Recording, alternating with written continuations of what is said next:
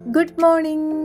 എൻ്റെ കയ്യിലിരിക്കുന്ന ഈ പച്ച കശുവണ്ടി ആരെങ്കിലും കഴിച്ചിട്ടുണ്ടോ? ഞാൻ കൊച്ചായിരിക്കുമ്പോൾ ഒരുപാട് കഴിച്ചിട്ടുള്ള സംഭവമാണ് കേട്ടോ. ഇത് മുറിച്ച് കഴിയുമ്പോൾ ഇതിൻ്റെ അകത്ത് വെള്ള കളർ ഒരു സംഭവം ഉണ്ടാവും. നമ്മൾ അതിനെ പരിപ്പെന്ന് പറയാം, കശുവണ്ടിയുടെ ഉള്ളിലെ പരിപ്പെന്ന്.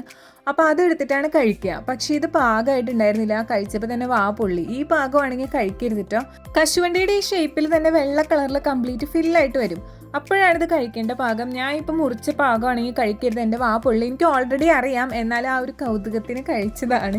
ഞാൻ എൻ്റെ വീഡിയോസിൽ ഉപയോഗിക്കാറുള്ള കത്തി ഏതാണ്, നല്ലതാണോ എന്നൊക്കെ ചോദിച്ചിട്ടുണ്ടായിരുന്നു. നല്ല കത്തിയാണ് കേട്ടോ, PGയുടെ കത്തിയാണ്. കാണാനും നല്ല സ്റ്റൈലാണ്, മൂർച്ചയുണ്ട് കേട്ടോ.